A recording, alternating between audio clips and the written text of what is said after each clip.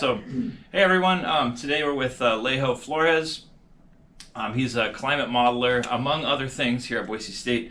And I just wanted to stop in and talk about climate modeling a little bit. He obviously has depth of knowledge that I don't have, right? Because he's in the trenches, right? He's on the field of battle with kind of modern climate modeling. So welcome. Yeah, thanks, Andrew. It's great to be with you and with everybody in the class. Yeah. All right. So let's just go ahead and dive in. At a couple of questions that kind of scribbled out here. So when we think about climate models in general, like, why do we have them? What's the purpose of a climate model, or what can we do with one? Yeah. So there are multiple purposes of having climate models, and they serve a variety of purposes that are kind of both scientific as well as more of a sort of larger societal purpose. And really quickly, what a climate model is just a mathematical and computational expression of how we think the climate system works, and in particular the oceans, the land surface, the atmosphere, and the ice caps of the world, and how they exchange mass of water, energy, carbon, and how they're connected to one another across the globe, right? And in response to, things that are forcing the climate model, whether that's, the sun's radiation, human emissions of CO2, or any other things. And so some of the purposes, two really important purposes. One is because they represent our understanding of the climate system. They are incredibly powerful and important tools that we as scientists use to test our understanding. So a lot of times what we'll actually do is as much as perhaps in the popular knowledge, it's understood that we use climate models to make projections about how things might happen in the future. We also will go back and use them to examine or test or predict events that have already happened, that we have observational data about. Those can be the 20th century. They can also be different geologic epochs when we know something interesting was going on. And so we will run models and we will compare them against existing data of those events. And the scientific purpose is that we look at how well the model predicted those historical events, and to the extent that it doesn't, or that there's errors in it, we use that as kind of a teachable moment for ourselves to understand, why did it not do what we thought it should do, or how could we improve that, right, in terms of how we represent those processes. Yeah, that's cool. So you can go back and see, where you have variance from known observation and use that to tighten the model. Exactly. Cool. Yep. Yeah. And then the other purpose that I alluded to is that, we use them to examine how the climate system might respond to what humans do in, say, the next 100 years with respect to emission of fossil fuel or emission of greenhouse gases, land use change. And we develop a range of stylistic scenarios, right? These scenarios are narrative in the sense that we make assumptions about what the world might look like, right? How many people are driving in the future, what kind of vehicles they're driving, how many people are flying, how we generate electricity, how we're using the land, right? We make a number of different scenarios out of those, and then we ask the model to sort of tell us how the climate system might respond to those scenarios. Cool. You haven't taken cryptocurrency mining into account.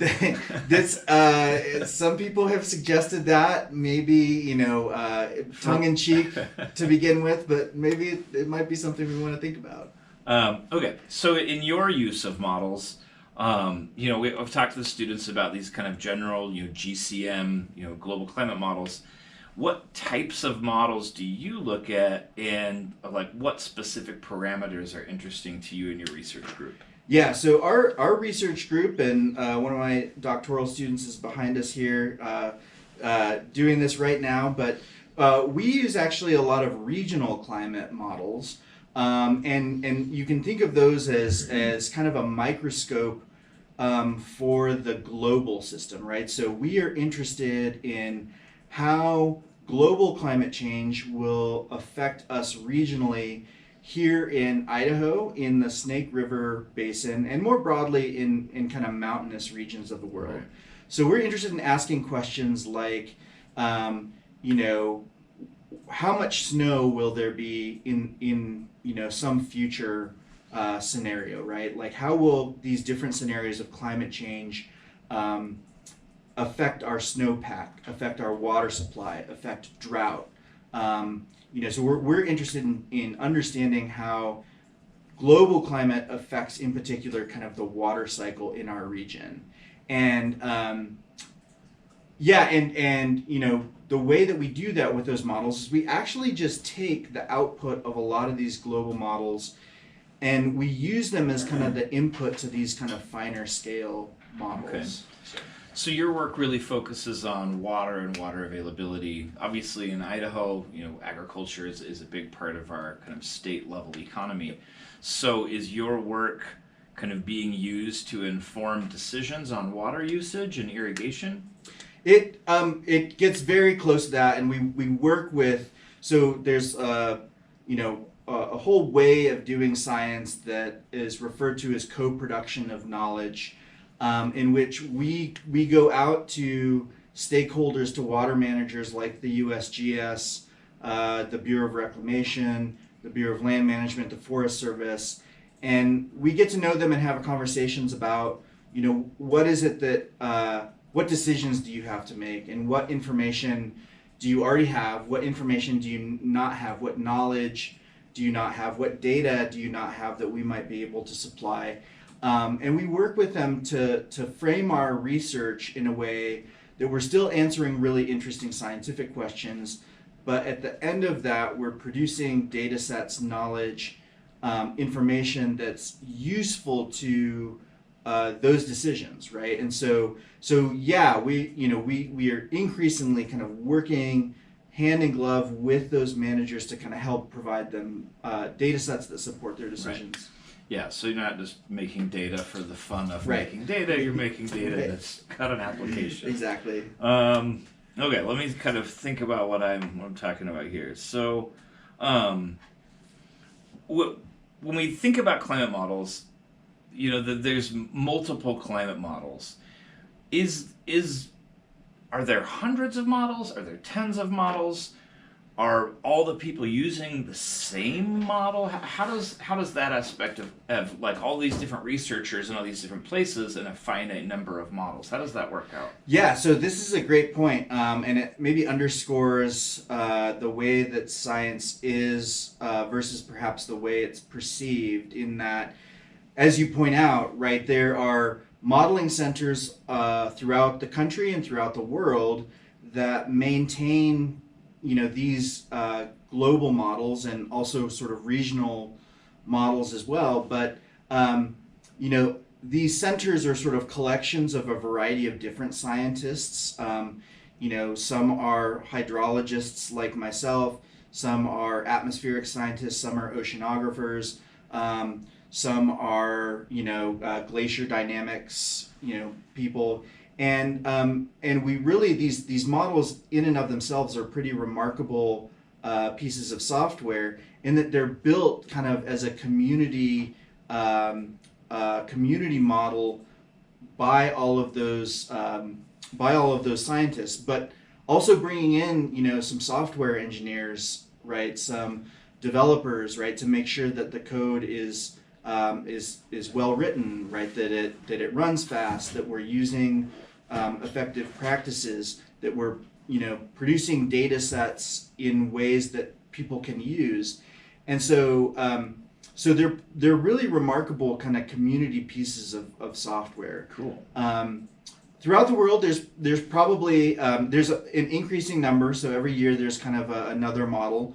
Um, I would say that there's probably in the neighborhood of maybe around 50 now, Okay. and truthfully as well. Are those like grouped in families? Like some of them have kind of the same guts, but they've tweaked it in a different way than others? Yeah, exactly. So very few of them are completely different. There's a few of them that are sort of completely different than one another, and and then within them, a lot of them have sort of the software term is fork, right? So they forked off Right. of one another to become kind of their own Okay. own climate models. Another interesting point, right, is that within those climate models, there's a lot of different options for representing some processes different ways, right? You can think of these as switches that you might switch on or switch off.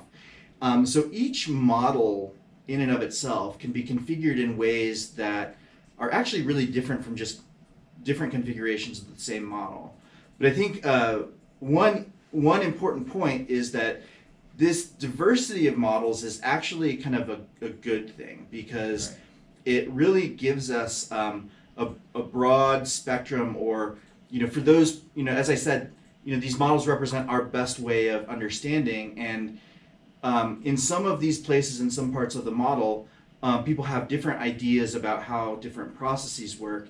And so by having these ranges of models, we have this great opportunity to sort of say, okay, if this particular process, right, like, how black carbon affects the melting of glaciers, if there's slight variations in that across models, we get this range of variability in like mass loss of ice caps that is actually good, right? That helps us Right. understand what the potential range of. But then you have the variability is. opportunity for ground truth. Exactly. Right. Yep. Yeah. Cool.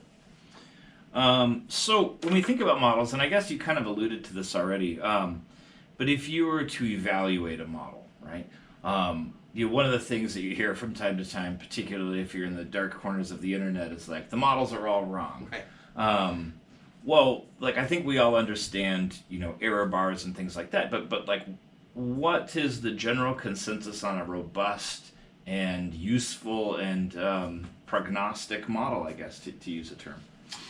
Yeah. So and this is a great discussion that gets into some very sort of esoteric parts of modeling, and what constitutes a good model, what Right, constitutes right. a good Yeah. forecast.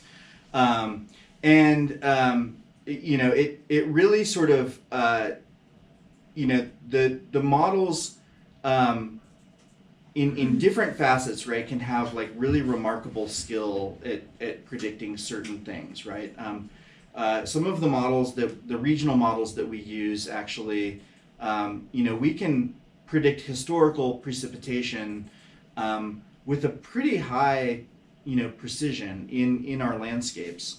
And these are hard landscapes to kind of, produce those observations. The in. difficulty being like the mountainous terrain. Exactly. Yeah. Okay. But a really good goal, right, is, and I think that this is an important sort of concept in the sciences, in the earth sciences, is that as much as we have error bars in the models, we also have error bars in the observations, right? There's a lot of uncertainties in measuring precipitation, right? There's less uncertainties in measuring temperature, right? We get pretty precise measurements of temperature. But at the end of the day, right, our goal is to sort of be, okay, our errors are on, on the level of approximately those observational quantities, right? We're inside the noise. So are these models, I mean, just to kind of go on a tangent, I guess, these models you're saying, these regional ones, are those what would be used locally for like numeric weather prediction? They're exactly the same Okay. models, right? And Okay.